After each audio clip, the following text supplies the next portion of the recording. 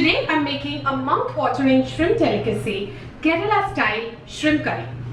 This is really easy and tastes out of this world. So please do try the recipe this way and I'm sure you'll love it.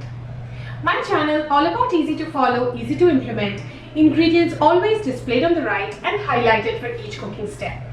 If you like my channel, please do not forget to subscribe, share and like. So come follow along and cook with me.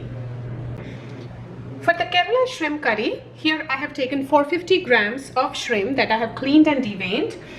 First, I'm going to marinate the shrimp with a few powdered spices. So here I have taken a quarter teaspoon of turmeric powder, half teaspoon of chili powder and half teaspoon of salt.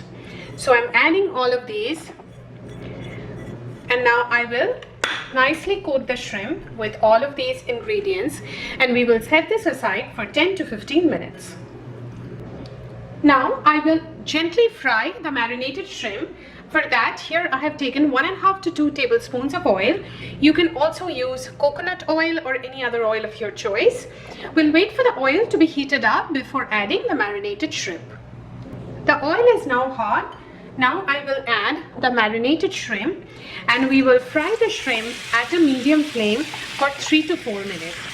We don't need to fry the shrimp for more than that because then that makes the shrimp a little hard and chewy.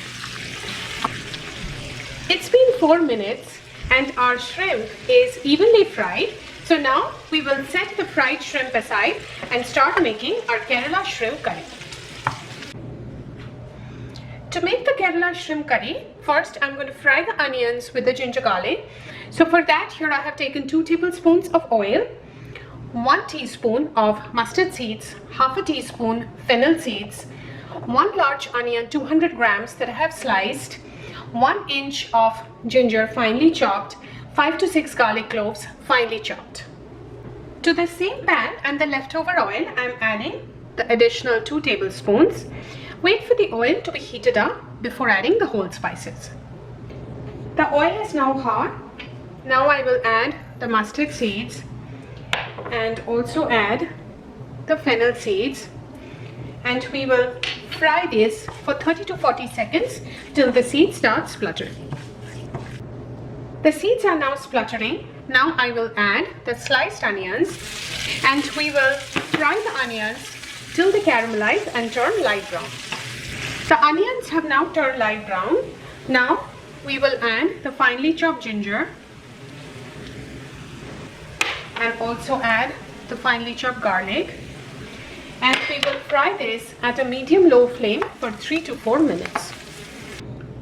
Now we will make our masala. For that we need 1 large tomato finely chopped, 160 grams, all our dry powdered spices, 1 teaspoon black pepper powder, half a teaspoon turmeric powder, 2 teaspoons Kashmiri red chili powder. You can also use regular red chili powder if you want more heat. 3 teaspoons coriander powder, some salt as per taste, 3 to 4 green chilies, 2 sprigs of curry leaves and 1 cup of coriander leaves. It's been about 3 minutes and I'm no longer getting any raw smell of the ginger garlic. Now I will add the finely chopped tomatoes and also add the dry powdered spices, the black pepper powder, turmeric powder, Kashmiri red chili powder, coriander powder. Mix all of this well together and saute this for 1 minute. Now I will add some salt as per taste. We also marinated the shrimp with some salt, so just be mindful of that. And also add the green chilies. I have slit the green chilies in the middle. And now we will continue to cook our masala till the tomatoes become completely soft and we can see the oil separating out.